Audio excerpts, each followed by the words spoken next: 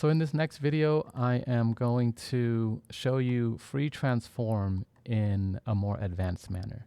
So it is basically the Cartesian plane. That's what I'm going to explain.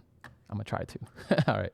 So let's say I want to free transform this mouth right here. I'm going to click on that layer and I'm going to go to edit and I'm going to go to free transform.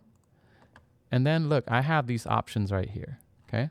There are these options right here to move the x-axis along the x-axis, to move along the y-axis, to make the width and the height longer or taller, and then you can rotate, but that's another video. So I will focus on these right now, x, y, width, and height. So look what happens. Back in the days, you learn how to plot a point, right? And then when you plot the point, you can move this point right here, left and then up, or right and then up, or left and then down, and then right and then down. So that's basically what you're doing. To move along the x-axis, you go to the left or to the right. I'll do Command Z. Okay. And then if you want to move along the y-axis, you're going to go up or down. Okay. Up or down. That's what I meant to do. Left is up, right is down. So you're basically moving up and down the y-axis. If you think back to algebra days, right? So I'm going to go ahead and Command Z that. Okay, I think I got it back in place. Now, width and height. The width and the height are now currently linked together. So if you learn geometry, you would know about proportions.